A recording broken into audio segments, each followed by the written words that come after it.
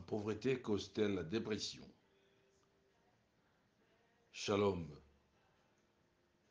Que la paix du Seigneur soit avec vous partout où vous vous trouvez.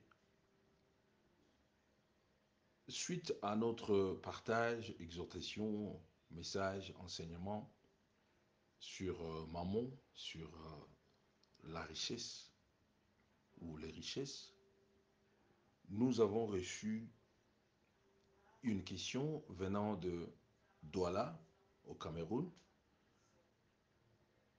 Une sœur nous a écoutés et a posé une question après avoir suivi le message. Voici ce qu'elle nous dit. Merci beaucoup, pasteur, pour cet enseignement. J'ai été très édifié et encouragé. Et c'est vrai ce que vous enseignez. Parfois, la richesse est un danger pour nous.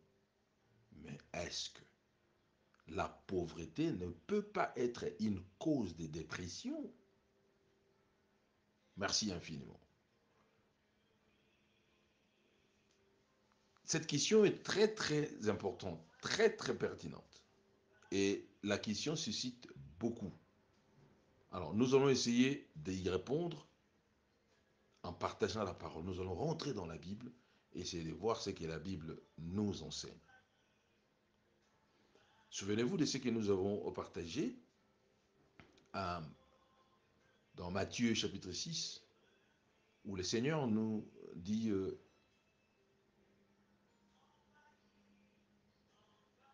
il est impossible de servir deux maîtres. C'est impossible de le faire. Et il présente les deux maîtres, Dieu et Mammon. Et le Seigneur dit, si vous servez Mammon, vous allez haïr Dieu. Si vous servez Dieu, vous allez haïr Mammon. Vérifiez notre enseignement qui a suscité cette question. Vous allez vous rendre compte que plusieurs personnes haïssent Dieu. D'autres le font inconsciemment, d'autres le font consciemment. Regardez un peu plusieurs musiciens, américains, africains en général, les musiciens qui chantent la musique séculaire. Plusieurs d'entre eux haïssent Dieu ouvertement, mais non, ça ne se cache plus. Ils le font ouvertement. La raison est simple, parce qu'ils ne le servent pas. Ils ne servent pas Dieu, ils servent Mammon, les richesses. Voilà pourquoi ils haïssent Dieu.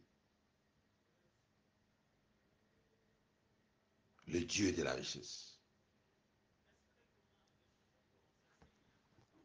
La dépression.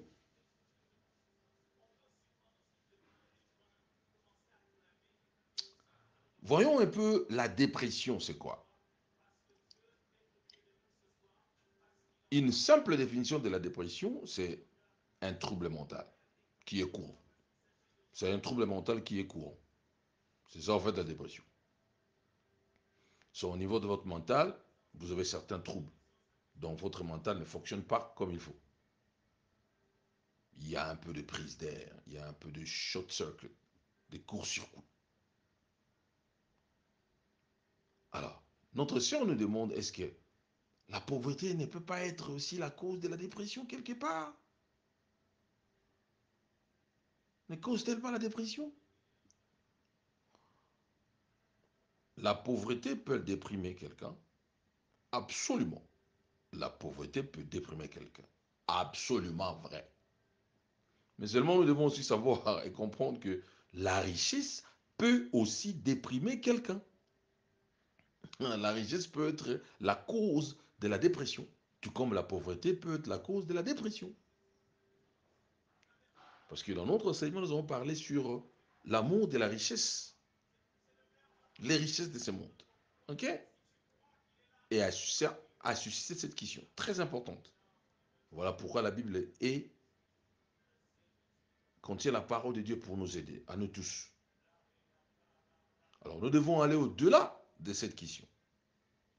En comprenant que la dépression est un trouble mental courant fréquent. Elle touche les pauvres et les riches. Hum, hum. Elle touche les pauvres et les riches, les amis. La dépression touche les pauvres et les riches. Des fois, nous n'avons pas une vraie, comment dire, de vraies statistiques. Et voilà pourquoi l'enseignement est très important. Alors, frère, est-ce que vous êtes sûr de ce que vous avancez? Allons dans la parole de Dieu et voyons l'homme le plus riche de tous les temps. L'homme le plus riche de tous les temps. Le roi Salomon. Qu'est-ce que le roi Salomon nous dit ici? Éloigne de moi la fausseté et la parole mensongère. Ne me donne ni pauvreté, ni richesse. Accorde-moi le pain qui m'est nécessaire. De peur que, dans l'abondance, je ne te réunis et ne dise qui est l'Éternel. Ou que, dans la pauvreté, je ne dérobe et ne m'attaque au nom de mon Dieu. Proverbe 30, verset 9. Waouh! Donc, par rapport à ces textes bibliques inspirés par le Saint-Esprit, nous comprenons que le Saint-Esprit nous dit, par ces textes, contentez-vous de ce que vous avez. C'est en fait ce qui sort de ces textes. Contentez-vous de ce que vous avez. Maintenant, entrons dans les textes. Qui est Dieu?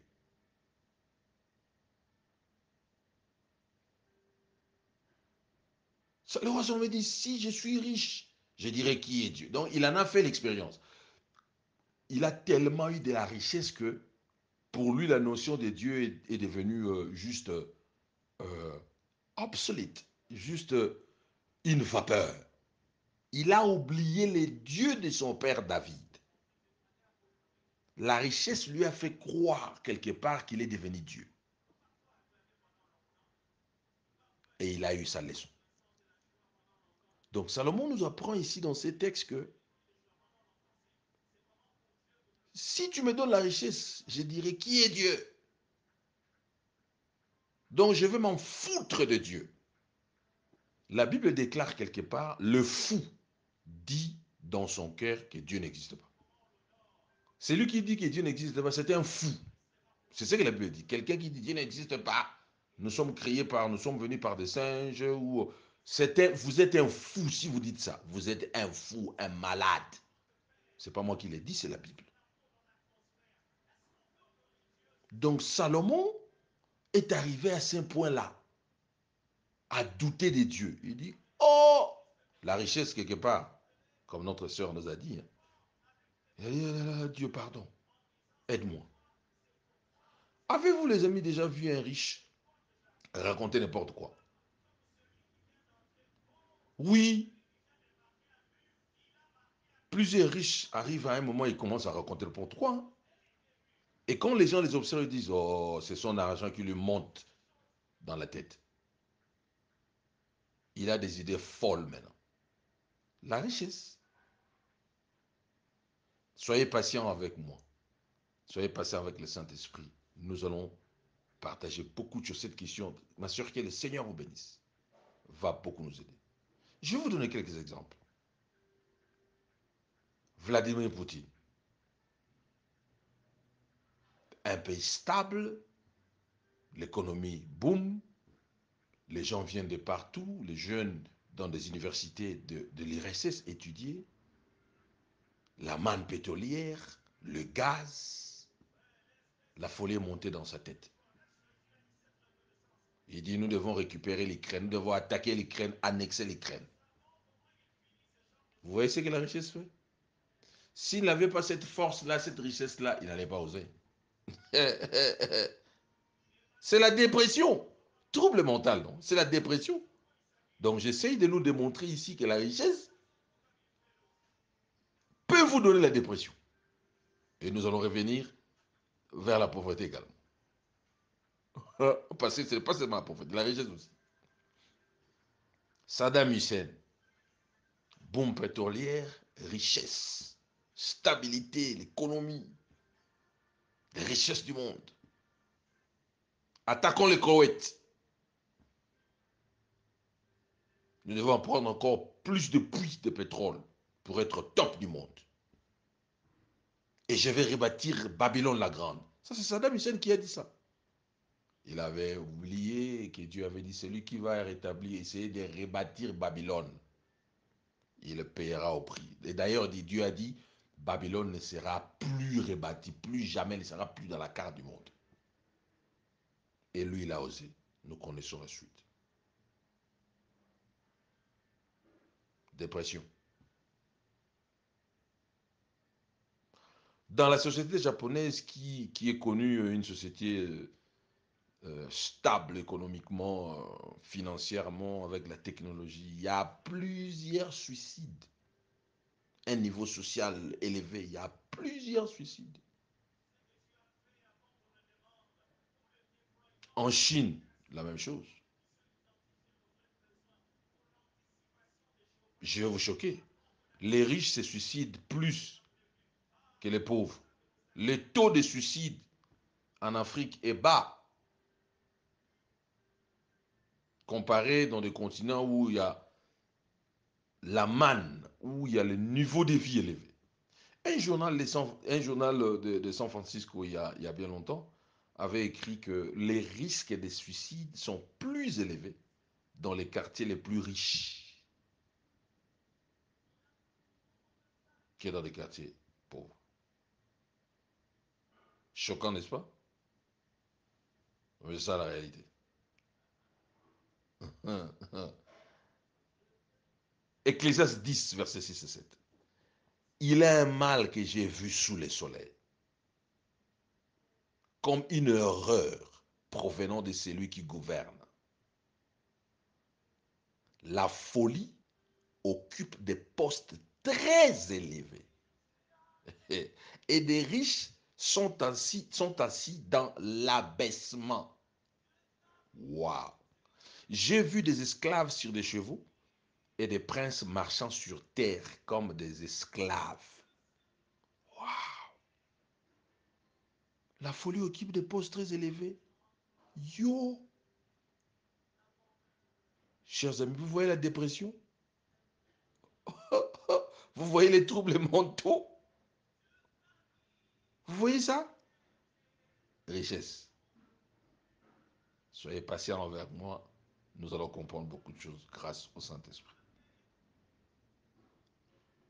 Salomon continue en disant, ou que dans la pauvreté, que je ne dérobe et m'attaque au nom de mon Dieu. Vous voyez la dépression?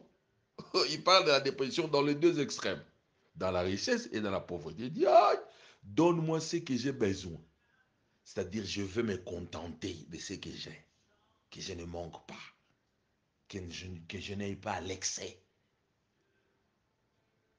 Si je manque, je vais m'attaquer au nom de mon Dieu. Mais c'est la dépression, j'aurai des troubles mentaux. Je dirais, mais comment Dieu tu peux... Vous êtes jamais... Ça vous est arrivé, des fois, quand vous dites, il y a quelque chose qui ne marche pas, mais Dieu, où es-tu? Vous verrez quelqu'un qui est déprimé. Il commence à prier. Vous avez vu une femme qui est entrée dans un sac pour aller prier pour le mariage. Elle a 40 ans, le mariage ne vient pas. Elle est déprimée, elle a fait la dépression. Elle s'est enfermée dans un sac. Donc, nous répondons à notre sœur, nous répondons à nous-mêmes. Dans les deux extrêmes, la dépression peut être au rendez-vous. Salomon nous le prouve parce qu'il a expérimenté. Lui qui est né avec une cuillerée en or dans la bouche, c'est une expression française, anglaise. Il n'a jamais connu la faim.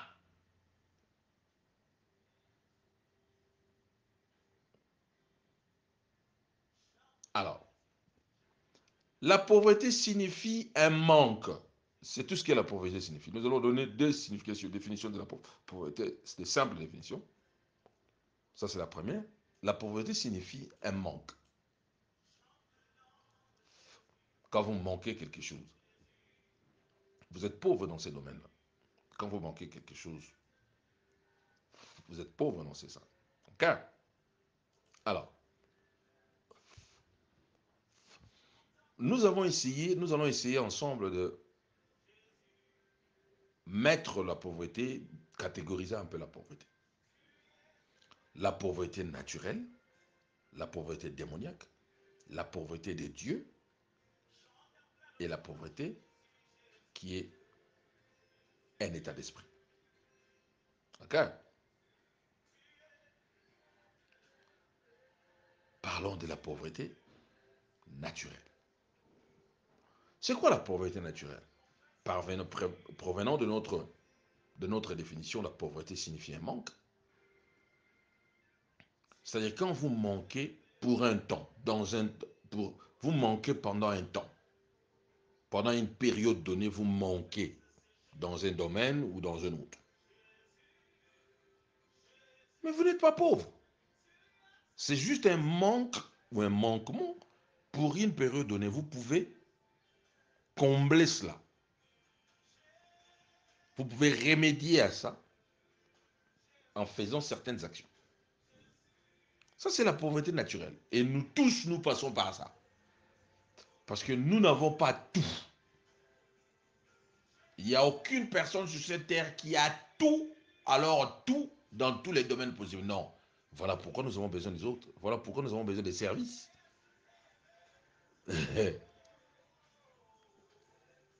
Ok, les amis? Donc, cette pauvreté naturelle peut être physique et qui peut être aussi spirituelle. Voilà pourquoi Jésus dit, heureux les pauvres en esprit, car ils verront Dieu. Quand ils seront, ils seront rassasiés. Ouais. Heureux les pauvres en esprit. Quand vous sentez ces manques-là, non, je manque quelque chose. J'ai besoin de me connecter à Dieu. Ah, vous serez satisfait. Ok? Passons dans notre deuxième catégorie. La pauvreté démoniaque. Il y a ce qu'on appelle une pauvreté démoniaque. C'est une pauvreté qui est infligée par des démons, par Satan. Il vient vous voler tout ce que vous avez. Il vous plonge dans les ténèbres, même la capacité de penser, de réfléchir, il vous prend ça.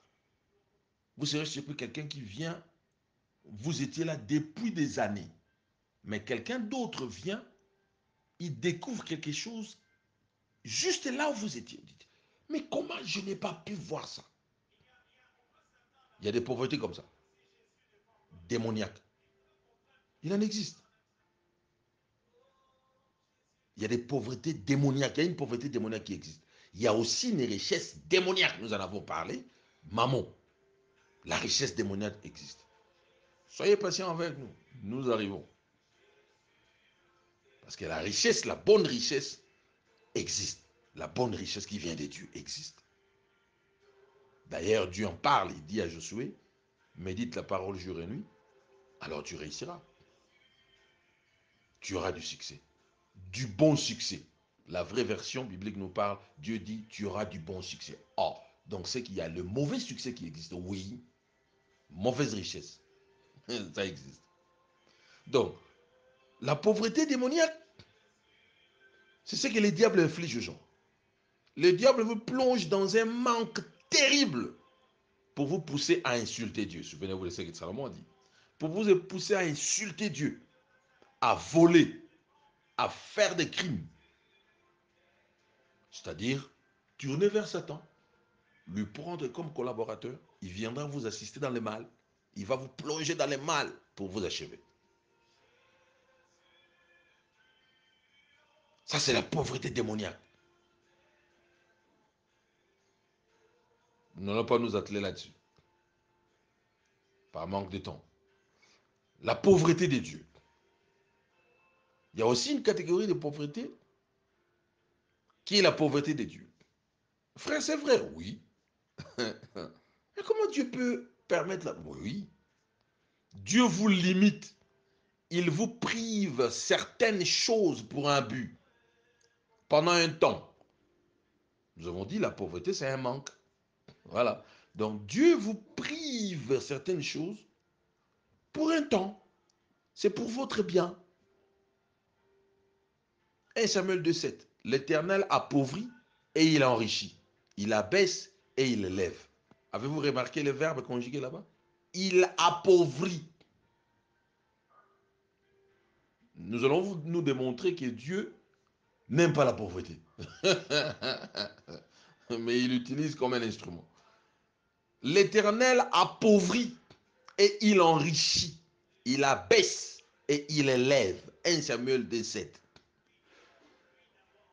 Dieu peut appauvrir quelqu'un qui se prend pour un grand et tout, qui minimise les autres. Dieu l'appauvrit pour les rabaisser.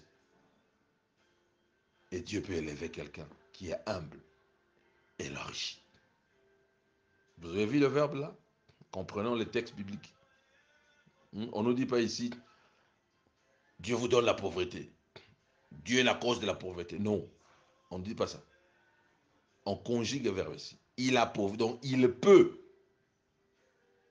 vous pousser dans la pauvreté, c'est-à-dire vous limiter pour vous corriger, pour vous ouvrir certaines choses. Ok? Continuons. Proverbe 22, verset 1 à 2. La réputation est préférable à des grandes richesses, et la grâce vaut mieux que l'argent et que l'or. Voilà là où nous voulons en venir. Le riche et le pauvre se rencontrent. C'est l'Éternel qui les a fait l'un et l'autre. Des fois, quand nous lisons les textes bibliques, nous sautons vite à la conclusion. Vous voyez, Dieu a créé la pauvreté. Le verset ne dit pas ça. Le verset veut simplement en dire, nous montrer deux positions dans la société. Le verset veut seulement nous faire voir que ces deux personnes-là ont une chose en commun, quel que soit leur statut, leur position sociale. Dieu les a créés tous. Dieu les a créés toutes. Toutes ces deux personnes-là sont créées par Dieu. C'est ce que le verset veut dire. Le verset ne veut pas dire que Dieu a créé la pauvreté. Le verset ne veut pas dire ça. Le verset, les amis, ne veut pas dire ça. Ne veut pas dire ça. Les pauvres et les riches se rencontrent. Ils se servent, ils se rencontrent. Nous nous rencontrons. Vous ne pouvez pas fuir. Nous nous rencontrons. Ok? C'est l'Éternel qui les a fait l'un à l'autre. On ne dit pas c'est l'Éternel qui a fait la pauvreté. Non, il a fait ces deux personnes-là. Alors les amis, nous sommes ensemble. Que le Seigneur vous bénisse. Alors, Dieu utilise la pauvreté ou Dieu vous limite quelque part pour vous préserver du danger des fois. Il sait que si vous avez des moyens, vous allez déraper. Vous allez faire des scandales, il vous limite. Vous frappez des portes, ces portes ne s'ouvrent pas. Vous forcez des choses, ça ne marche pas. Dieu vous limite. Parce que notre foi a des limites. Et ces limites-là, c'est Dieu lui-même. La foi a des limites, les amis. Ne vous troublez pas, la foi a des limites. Et ces limites-là, c'est Dieu lui-même qui a mis des limites. Parce que si ce n'était pas le cas, on pouvait faire tomber les tonnerres, on pouvait apparaître, en fait, c'est ce que je voulais dire, apparaître quelque part tout d'un coup, on pouvait déplacer des choses tout d'un coup, on pouvait faire marcher les boiteux en grand nombre, on pouvait faire voir les aveugles en grand nombre, on pouvait faire des miracles en grand nombre. Pourquoi on ne le fait pas? C'est limité par Dieu, notre foi est limitée par Dieu. Donc Dieu peut vous préserver des dangers en vous limitant, en vous causant de manquer des choses. Il peut aussi l'utiliser pour vous pousser à les connaître. Et souvent, quand nous manquons, nous cherchons Dieu. Oh Seigneur, pourquoi ceci arrive? Pourquoi nous cherchons Dieu? Et nous connaissons Dieu dans des circonstances, des fois, je ne dirais pas compliquées, mais dans des circonstances qui nous dépassent. Nous découvrons Dieu. Pour vous forcer à servir les autres. Dieu peut vous limiter. Vous n'avez pas ce que vous voulez, ce que vous voudriez ou ce que vous voulez, pour servir les autres. Il y a des gens qui servent dans des restaurants. S'ils avaient l'argent, ils n'allaient pas servir dans les restaurants. Il y a des gens qui font le Uber. Ils transportent des gens. S'ils n'avaient pas l'argent, ils n'allaient pas faire ça. Ils vous diront, je fais ce travail juste provisoirement. C'est Dieu qui vous a guidé là. Vous racontez des gens. Il y a un moment, moi, je n'avais plus de voiture. Je n'avais plus de voiture à un moment. Vous savez ce qui s'est passé? Pendant que je prenais le Uber. Et en prenant le Uber, j'ai prêché les chauffeurs. On partageait la parole. C'était pour un moment, Dieu a permis ça comme ça. C'était le seul moyen que je pouvais rencontrer ces gens-là. Vous pouvez aussi le faire. Hein? Vous mettez votre voiture à côté, vous prenez un Uber pour aller prêcher. C'est pour l'équilibre de la société. Dieu peut vous priver des choses pour l'équilibre de la société. C'est pour votre bien. C'est pour votre bien-être. C'est pour vous garder humble. Je dirais pour nous garder humbles. Parce que si nous avons tout, nous serons orgueilleux. C'est pour nous garder humbles. Par un moment, vous n'avez pas besoin de demander un soutien, mais vous êtes obligé. Ah, mon frère, est-ce que vous pouvez aider? Ce sont des expériences. Ces expériences sont humiliantes. Ce sont des expériences humiliantes. Vous devez, Dieu dit, demander là-bas. Allez là-bas. C'est pour l'équilibre de la société, pour vous garder humble. Pour ne pas les vanter. Ah, moi j'ai acheté ceci. Moi j'ai. Hein? Il sait ce qu'il fait. Et il le fait bien. Gloire à Dieu. Alors, les amis, soyons clairs. Alors, nous avons brossé ça. Nous allons revenir dans les dernières catégories. Dans la dernière catégorie. Soyons clairs, les amis. Okay? Dieu n'aime pas la pauvreté. Point barre. Mettez ça dans votre tête, que le diable ne vous mente pas. Comme vous souffrez là, Dieu est content. Jamais. Dieu n'aime pas la pauvreté. Dieu n'aime pas la souffrance. Il n'aime pas ça. Il n'aime pas la pauvreté. Il n'aime pas la souffrance. Frère, vous êtes sûr? Oui. La preuve. Il est devenu pauvre sur la croix pour que nous devenions riches. Jésus est venu mourir parce qu'il a vu comment on souffrait. Il est devenu pauvre pour que nous devenions riches. Riches? Oui, frère. Oui, ma soeur. Spirituellement d'abord. Parce que spirituellement, nous étions morts.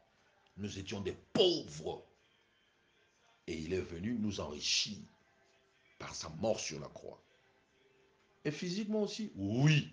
Pour que nous ne puissions rien manquer. Parce que Dieu veut notre bien-être. Il veut que nous mangeons bien, nous nous vêtions bien, que nous soyons heureux. Que nous vivons une bonne vie. C'est ce que Dieu veut. Dieu ne veut pas que nous paraissions maigrichons, tristes. Ah, ah. Il dit, si vous jeûnez, mettrez votre parfum. Ne paraissez pas quelqu'un qui est... non. Vous devez avoir bonne mine. Ça, c'est la volonté de Dieu. Il faut bien manger, c'est la volonté de Dieu. Alors, ça, c'est la preuve. Une autre preuve, c'est quoi? Une autre preuve est simple. Dieu a tout créé d'abord. Il a créé les cieux, la terre, il a placé les arbres, il a fait ceci, il a tout. Avant de créer Adam. Donc Adam est venu trouver, tout était là. Il n'a pas fait l'inverse. Il n'a pas fait le contraire. C'est la preuve que Dieu n'aime pas la pauvreté. C'est la preuve que Dieu n'a pas créé la pauvreté. Dieu n'a pas créé la pauvreté, non. La pauvreté est une conséquence, c'est la conséquence du péché de la chute de l'homme. L'homme a rejeté Dieu et la pauvreté est entrée avec Satan, le diable. Parce qu'il a manqué la gloire, on l'a chassé, il est devenu pauvre. Le Messie est devenu pauvre. Et il nous a introduit la pauvreté. Et une troisième preuve que Dieu n'a pas créé la pauvreté, Dieu n'a pas créé la souffrance, et il n'en veut même pas. Et cette preuve, c'est un instrument en fait. Il utilise la souffrance, je l'ai déjà dit, je me répète ici, et la pauvreté, à cause de notre entêtement. Ce sont des moyens de nous reconduire vers lui. Ce sont des instruments qu'il utilise. Dieu peut utiliser Satan. Il peut utiliser n'importe qui. Il a donné l'ordre à un esprit mauvais, va les tourmenter. Il est le maître, personne ne peut fouiller. Qui peut résister à Dieu? C'est lui qui est le créateur. Ok? Nous sommes ensemble, les amis. Que le Seigneur vous bénisse. Gloire à Dieu. Alors, la dernière catégorie, c'est la pauvreté. De la pauvreté, c'est l'état d'esprit. Ah, la pauvreté est un état d'esprit. Les amis, on peut vous donner des millions. Si votre état d'esprit, mindset, comme nous disons en anglais, est calé sur une mauvaise fréquence, vous resterez démunis, vous resterez pauvre. On peut vous donner 1 million de dollars aujourd'hui, des francs CFA ou quoi. Ici en Afrique d'ici, nous utilisons les rentes. On peut vous donner 1 million de rentes. Si votre mindset, votre état d'esprit, votre âme, votre façon de voir les choses est carré, vous resterez pauvre. Les 1 million vont finir. On avait fait une expérience aux États-Unis. On est allé jeter 1 million de dollars. Je dis bien 1 million de dollars à un SDF. Il cherchait la bouffe dans la poubelle. On savait qu'il va chercher parce que souvent il cherche là-bas. Bouffe. Et on a mis des caméras pour le surveiller. Il a pris les 1 million. Il s'est fait des putes. Il est allé boire. Il est parti à Las Vegas. Il s'est acheté des habits. Après, l'argent est terminé. L'argent fini. C'est un problème de mentalité. La pauvreté, des fois, c'est un problème de mentalité. Des fois, ce n'est pas les diables. Des fois, ce n'est pas les diables. Ce ne sont pas des sorciers. C'est vous. C'est vous. Parce que Dieu nous a créés avec la capacité de procréer, d'imaginer, de concevoir, de faire des choses.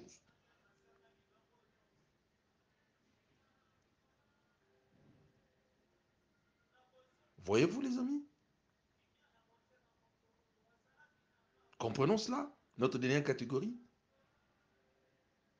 Vous verrez, on vous dit à certaines personnes, non, il est pauvre en idée, il n'a pas des idées.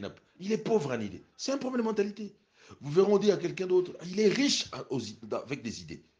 Riche en idées.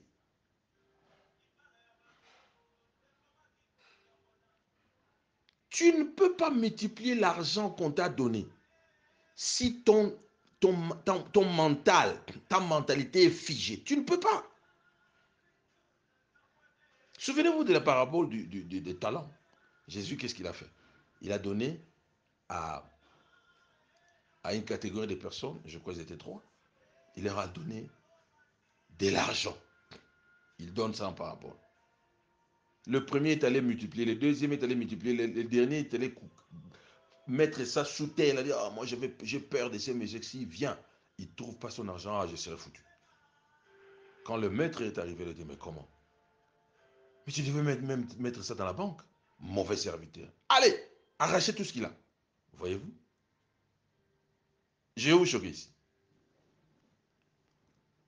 Tout le monde que Dieu a créé est riche. Tout le monde que Dieu a créé sous les cieux. Toute personne créée par Dieu est riche.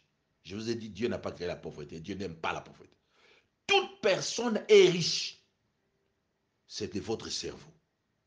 La première richesse, c'est votre cerveau. C'est notre cerveau, c'est notre mental. C'est ça la première richesse. C'est votre souffle de vie. Le fait de respirer, c'est ça votre richesse. Le fait de respirer, vous êtes créé à l'image de Dieu. Nous sommes créés à l'image de Dieu. C'est ça la richesse de notre cerveau. Matière grise. Savez-vous que la nourriture que nous consommons, la cuisine que nous faisons, c'est l'idée d'une personne. Nous mangeons l'idée de quelqu'un. Quelqu'un a imaginé, ah, je vais faire du fumba, je vais mettre de la moime, je vais mettre de ceci, je vais mélanger, je vais faire... C'est l'idée de quelqu'un que nous avons copié. Et c'est passé de génération en génération, de génération en génération. C'est une idée. C'est sorti d'où? De la matière grise, du mental. Vous voyez cette richesse-là? Et c'est ce que plusieurs font maintenant. Ils font des restaurants, ils font que des mélanges pour produire des différents goûts. KFC. KFC. C'est un papa qu'on avait, les gens diront qu'il avait raté la vie. C'est lui qui a fait les KFC. Kentucky Fried Chicken. Je crois que c'est ça, c'est qu'on dit. Il est devenu multimillionnaire. Et il est parti. Il nous a laissé ça. Nous mangeons l'idée de quelqu'un. Chers amis, nous mangeons l'idée de quelqu'un. Donc, personne n'est pauvre. Ne venez pas dire, oh frère, moi je suis pauvre, Dieu m'a pauvre. Non, ne venez pas mentir. Personne n'est pauvre. Les gens seulement ne sont pas créatifs. Oh, cet enseignement est bon. Merci ma soeur pour la question. Les gens ne sont pas créatifs. Les gens n'utilisent pas leur cerveau pour faire la richesse, pour matérialiser les idées. Non, ils n'utilisent pas leur cerveau. La communication, c'est que j'utilise aujourd'hui. Il n'y avait pas WhatsApp. Il y a 3 ans, 4 ans, 5 ans, il n'y avait pas WhatsApp. Mais je vous communique, c'est ça. Il n'y avait pas YouTube. Il y a 20 ans, 30 ans, il n'y avait pas YouTube. C'est l'idée de quelqu'un. C'est l'idée de quelqu'un. Waouh. Seigneur, merci pour ces révélations. Que le Seigneur vous bénisse, les amis. Waouh. Frère, est-ce que la pauvreté est synonyme de l'humilité? Non. La pauvreté n'a rien à voir avec l'humilité. Non. Il y a des pauvres orgueilleux. Il y a des riches orgueilleux. Et vice-versa. Ça n'a rien à voir avec la richesse. Ça n'a rien à voir avec, avec, avec l'humilité. Rien à voir avec la pauvreté. L'humilité n'a rien à voir. Je me rappelle un jour, les amis, nous sommes allés avec un ami jouer dans une salle à Kinshasa, Cinemax. Nous nous sommes préparés. C'était un groupe d'adoration. La salle était pleine à craquer. Bondée d'amis. Plein à craquer.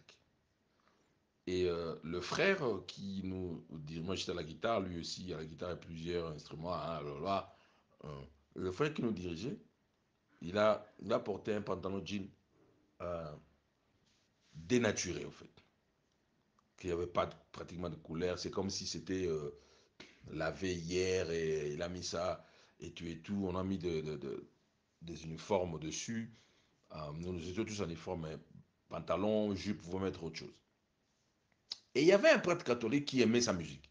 Il est venu participer au concert, c'était gratuit évidemment, parce que nous faisons les choses de Dieu quand nous avons reçu gratuitement, nous donnons gratuitement. Et il a vu, je crois avant qu'on commence, il est venu bien avant, il a vu mon frère, je ne cite pas les noms ici, il a vu mon frère avec ses pantalons, il a dit, oh, mais vous les musiciens, vous êtes comme, pourquoi tu as porté? Il y avait notre drummer, Abakuk, le frère Abakuk, le frère Abakuk, il dit, mais comment tu as fait ça? C'est un concert, les gens vont venir. Il dit, ça, c'est pas l'humilité. Fausse humilité, vieux homme. Il lui dit, ça, c'est une fausse humilité. On rigolait, tout le monde. Donc, l'humilité n'a rien à voir avec la pauvreté. L'humilité n'a rien à voir avec ça. Rien à voir avec ça, les amis. Rien à voir avec ça. C'était marrant. C'était vraiment marrant, les amis. Rien à voir avec ça. Ne me dites pas parce que tu es pauvre et tu es humble. C'est faux. Hmm? Chez nous, au Congo, on dit mon bol a têtu. Elle est pauvre orgueilleux. Ok? C'est pas parce que vous avez porté une chemise qui est fissurée, quoi, c'est la pauvreté. Non, ça n'a rien à voir avec ça. Rien du tout, hein? Rien du tout, les amis. Rien du tout, mes chers amis. Ok? Proverbe 13, verset 7. Tel fait le riche et n'a rien du tout. Tel fait le pauvre et a des grands biens. Waouh! Nous avons eu la réponse, n'est-ce pas? J'ai réuni les versets. Tel fait le pauvre, le riche et n'a rien du tout. Tel fait le pauvre et a des grands biens. Proverbe 13, verset 7. Nous avons compris.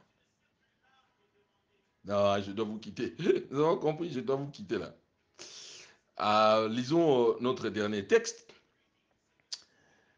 Nous lisons Révélation Apocalypse 3. Ainsi, parce que tu es tiède et que tu n'es ni froid ni bouillant, je te vomirai de ma bouche.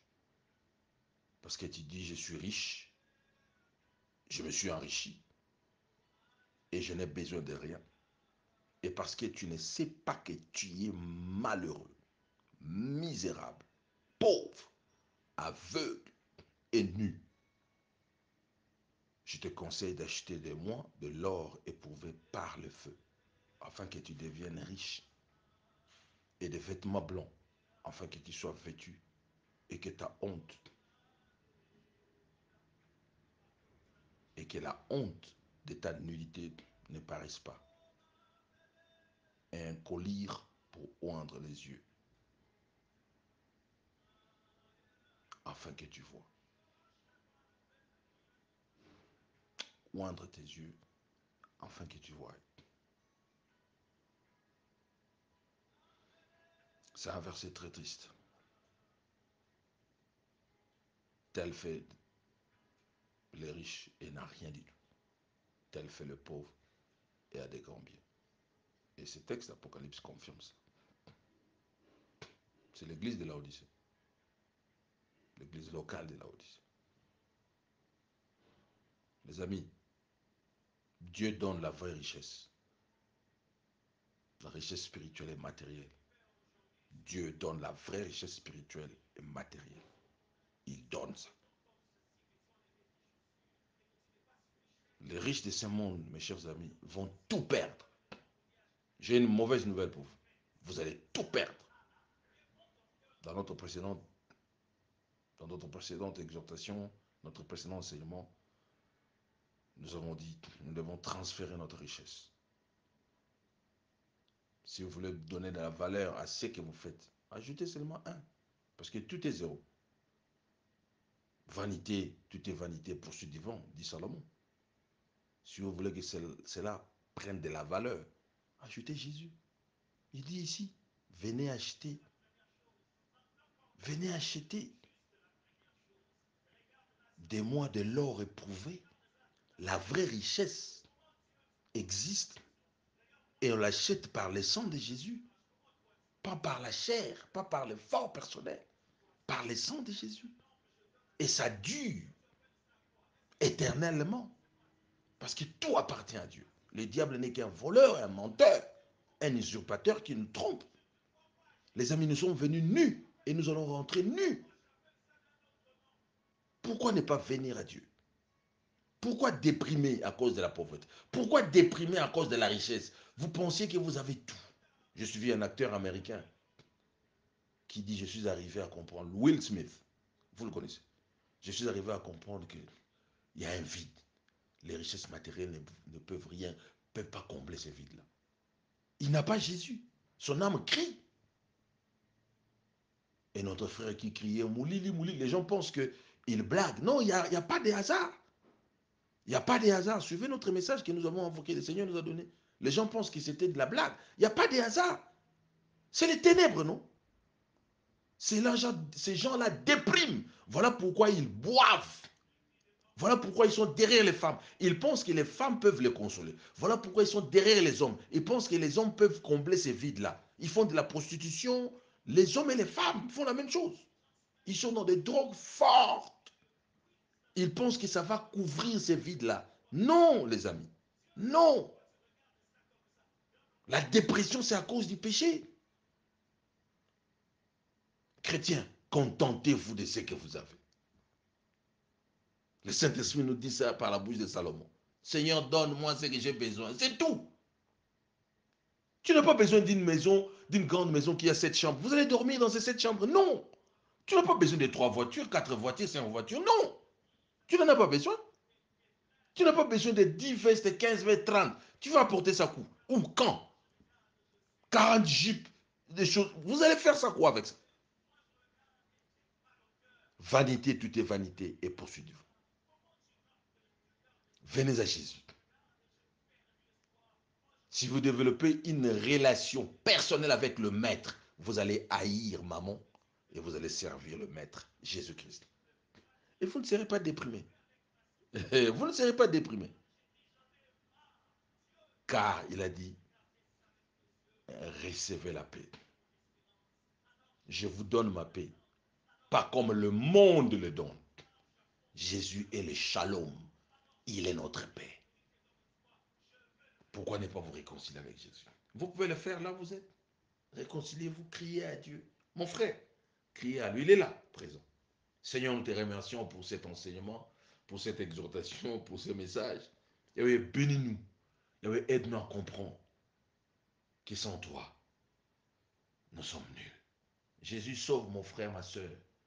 Que la lumière jaillisse dans son cœur, dans son âme, pour qu'il comprenne que tu dois être le numéro un. Seigneur, nous voulons t'aimer et haïr, maman, les richesses de ce monde qui n'ont rien à voir avec toi. Nous voulons que les richesses que tu nous donnes. Oui, c'est la bénédiction de l'Éternel qui enrichit et ne la fait suivre d'aucun chagrin. C'est au nom de Jésus Père, nous avons ainsi prié. Amen. Que le Seigneur vous bénisse. C'est votre frère Freddy à la partie de Johannesburg, Afrique du Sud. Bye bye.